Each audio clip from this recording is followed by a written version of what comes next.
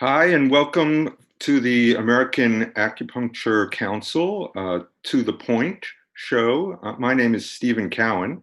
I'm a pediatrician, and Moshe Heller and I are doing a series of shows for the AAC that we're looking forward to share with everyone out there.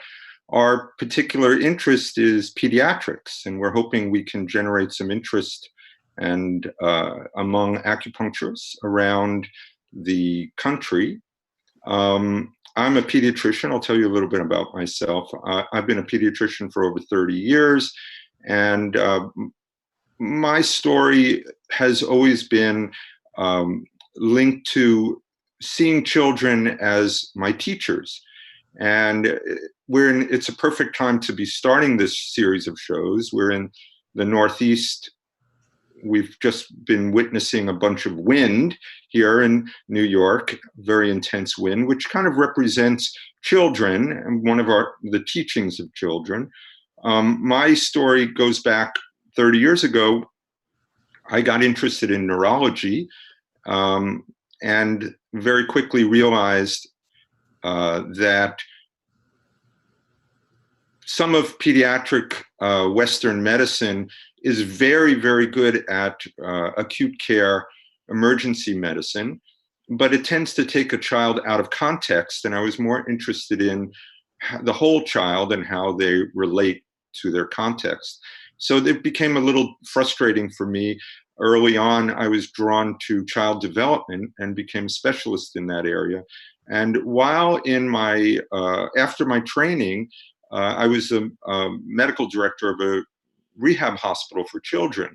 And it was there that I had my first kind of revelation about Chinese medicine, because I had all these kids that I was working with long-term, and I had been practicing meditation and Qigong for myself, and was decided I would try using that with children. And lo and behold, magical things happen, transformations that I didn't learn in my own medical training. And that opened up a world for me of studying Chinese medicine. My first mentor was Ephraim Korngold, who wrote Between Heaven and Earth, and I studied with him, and we became fast friends and colleagues, and have taught around the world together.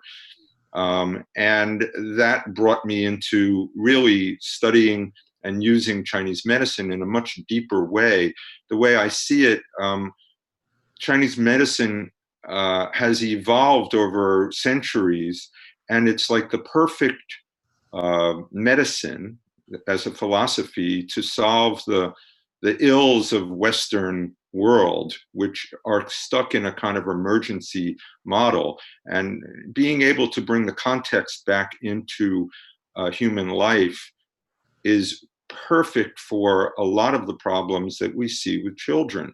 The most common problems we'll see are, and we'll talk about in the coming shows, have to do with the three sources of qi: respiratory system, the gut, and the kidney, or what I would call the developmental cycle, our connection to Jing Shen, this deep quality of our destiny.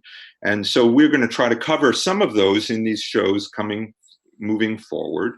And I hope that we'll touch upon some of the pearls that we've picked up. Moshe and I have taught a course together a few years ago to practitioners that was really well attended, and people had a really good time with it.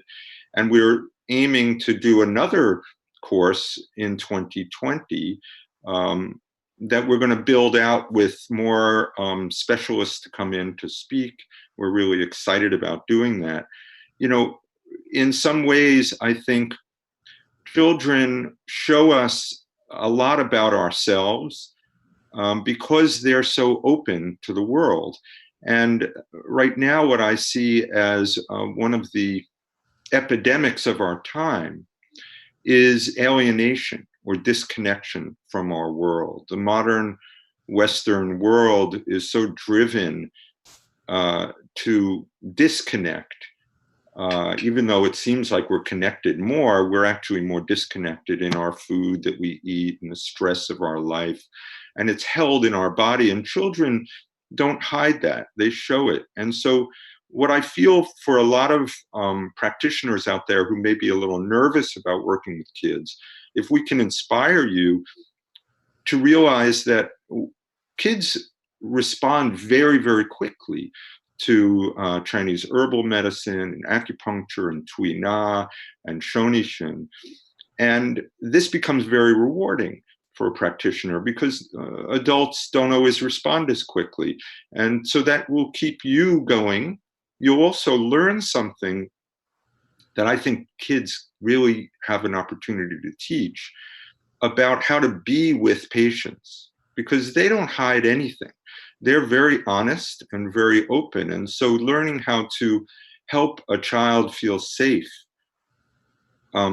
will help the rest of your patients as well.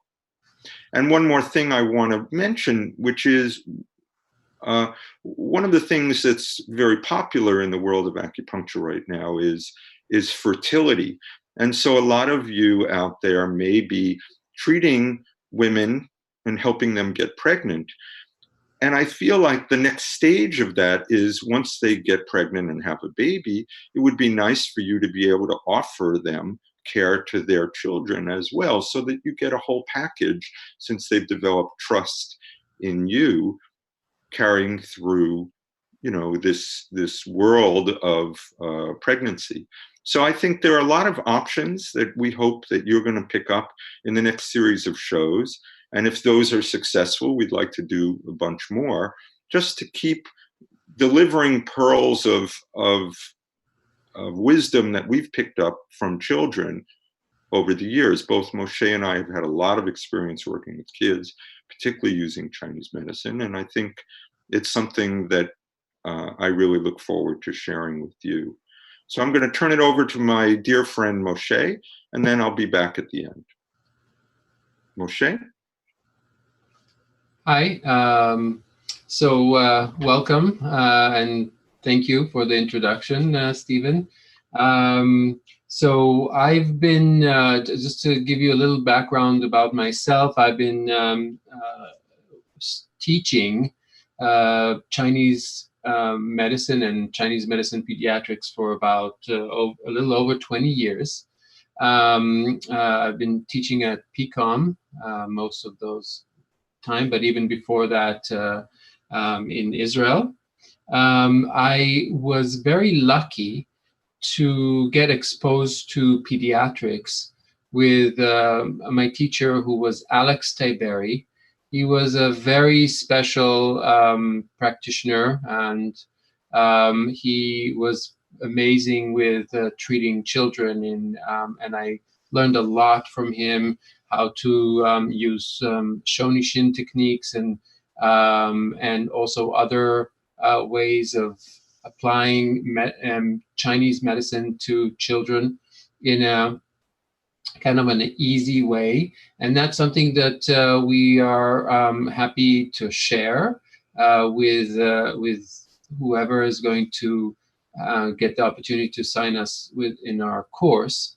And we also provide a very special kind of interaction that happens between myself and Stephen that allows you to kind of see the patients from both perspectives of both Western and Eastern medicine. So I think that is something great, and we'll try to also give some of those pearls in these meetings that we are planning in the next few sessions that we have planned. We have, I think, 5 more sessions planned forward, but hopefully we can get a few more after that. And so this kind of interaction that we have between both of us is going to be really, I think, is something very valuable. So, I bring to this, I have less, I'm not trained in the Western aspect of it, but I have, what I bring in is my experience of working with kids for many years, and I've always been really enthusiastic about treating kids, and also applying our medicine in a way that is very comfortable to the patient, and we're able to give the treatments without causing any distress, because what we are actually working on is trying to resolve that distress that children are going through in this time and age. So I think we're going to go over different types of pathologies that we might present through these sessions, starting from how to treat maybe a common cold, but then go into more deeper and more serious conditions that we may discuss throughout these sessions.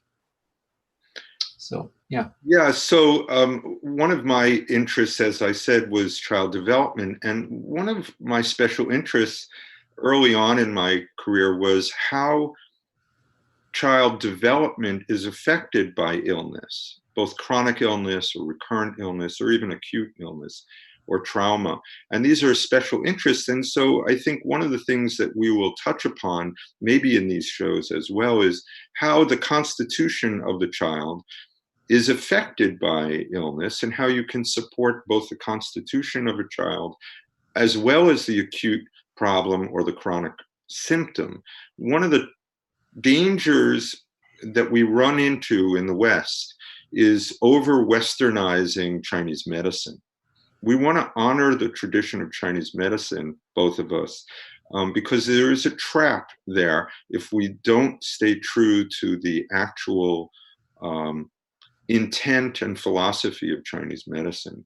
So I wrote a book about this, Fire Child, Water Child, which was really dealing with different children's styles of developing and how, let's say, attention, which was one of the big areas for that book, was manifests in different ways in different kids, as the opposite of what we do in the West, which is to label the problem and treat the problem out of context with the child.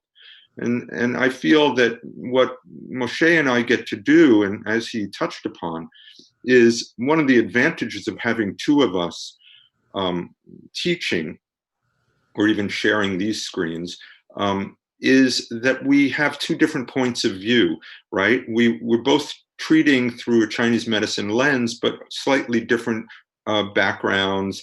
Mine is a little more 5-element, 5-phase.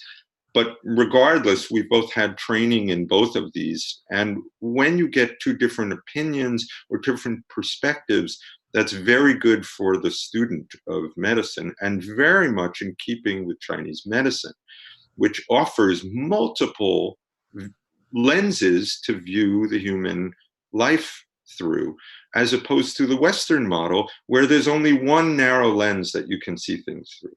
Mm-hmm. To me, that is a huge advantage of Chinese medicine. And it's one of the reasons I think it's survived for thousands of years compared to Western medicine, which is only really, at best, 100 years old.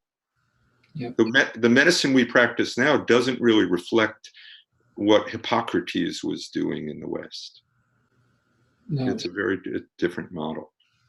Also, we when we look at pediatrics today, in from a Chinese medicine perspective, there are it's very old. There's in the classics there are special books that relate to pediatrics, and as you know, also Stephen, Sun Si Miao has a book that was translated. Right.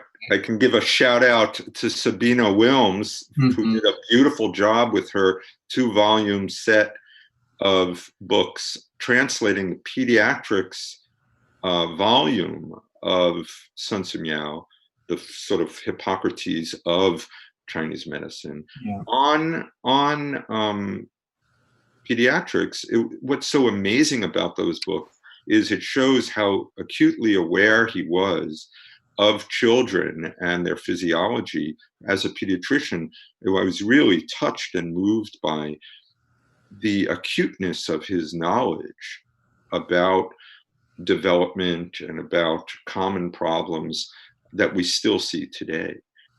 Yeah, and I think one of the beautiful things about the view of Chinese medicine is they quickly realized that when we look at children, we cannot take the same things, physiological accounts that we do with adults. Right. So there are specific characteristics that need to be taken into account, and therefore that will affect how we diagnose and treat and work with children differently than we would work with adults. And that's one of the beauties, I think, of Chinese medicine, that it was realized and developed. These different characteristics of children have been developed through the years, and really put a lot of emphasis on.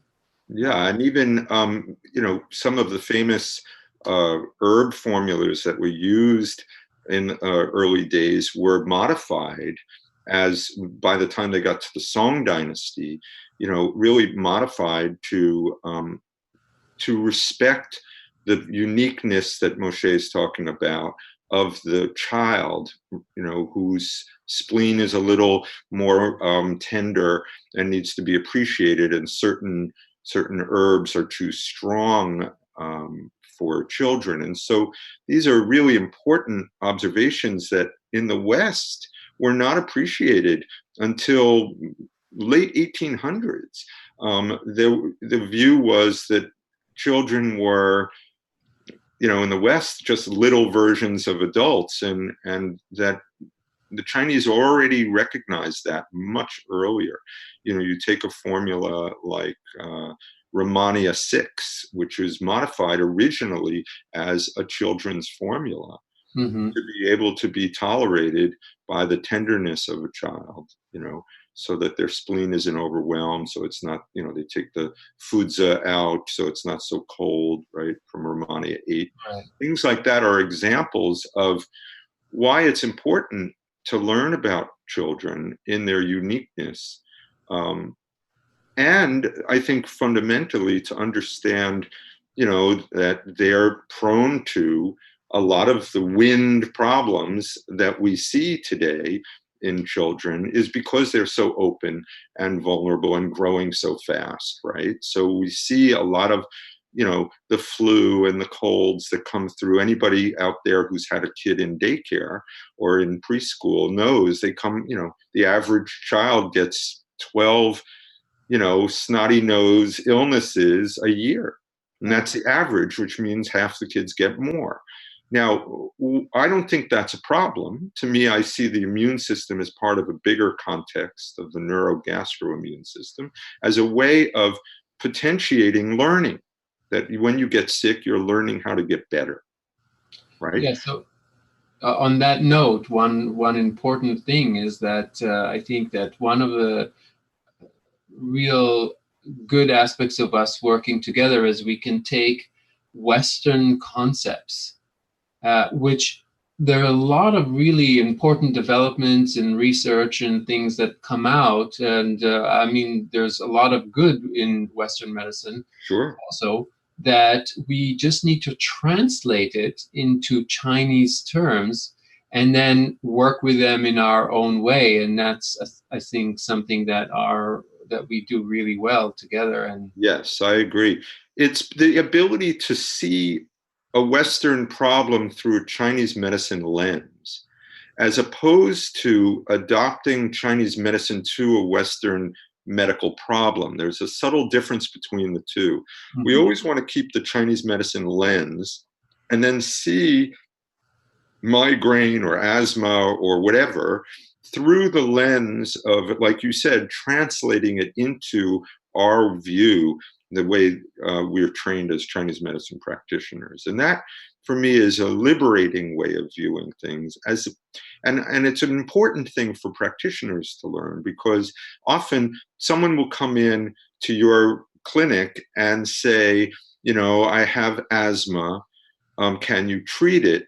And if you fall into the trap, now you're treating asthma instead of deconstructing it and saying, well, let's see what you actually have from the lens of Chinese medicine. Right. Right. This is a very important thing.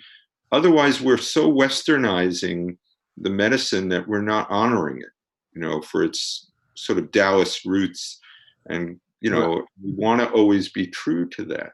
One of the perfect examples of that from a Taoist principle is something called Ziran. Ziran means kind of spontaneously emerging. Mm-hmm. And this quality of spontaneousness, which children manifest as little masters, right? As these little teachers to us, they're constantly alive and manifesting all this chi. And so you can actually feel it in the child right before your eyes when you're needling or you're doing massage or even just playing with the child. You can learn way more than, getting stuck in labels. So there's a playfulness that I want people to get from their approach to treating children that will enliven your own practice, your own spirit, and make you fall in love with Chinese medicine all over again. Right. Yeah, that's another point is that, when we're learning pediatrics, and that's another thing I found really interesting for me, is that we go through school, we learn all these things about Chinese medicine, and then when we're treating pediatrics, we need to relook at them, relook at the same concepts, but how do they apply to children, and they apply a little differently. That's yeah. So you could say pediatrics can prevent burnout in Chinese medicine. Yes, exactly. Yeah, so I want to give a little shout out to everybody who's listening to keep your eye out for our ads for Jingshen Pediatrics. We're going to have Ephraim Korngold as one of the guest lecturers. We're going to bring in other guest lecturers throughout the year-long training to be certified in Chinese medicine pediatrics. And we're hoping that you'll get, a confidence in treating and approaching kids in a way that's very practical, and we'll be treating live kids in our teaching, and so we're really looking forward to it. We're working out all the details now for 2020, but I think it's important to stay tuned. Right. So I just want to add on that. One thing is that this course this time around, we're really shooting for 100 hours of teaching, which will include 70 hours of face-to-face, which will have 5 weekends throughout the year. But then we'll have another 30 hours of what we would call mentorship. In that mentorship, we'll work we'll meet on a more regular basis, and add more of our kind of more of a personal kind of a case study mentorship sessions in addition to the regular ones. And I think that's a very exciting model, I think, the reason Moshe and I decided to add that component of the 30 hours was because a lot of the practitioners were asking for that, that they want to feel like they have some personal dialogue where it's not just lecturing, but we can discuss a case. It helps us also understand where you're at in your own confidence, and where we can support you better, or how we talk things out. One of the basic principles that Ephraim Korngold and I teach all around the world when we're talking about pediatrics is the premise of conversation is a fundamental premise of learning.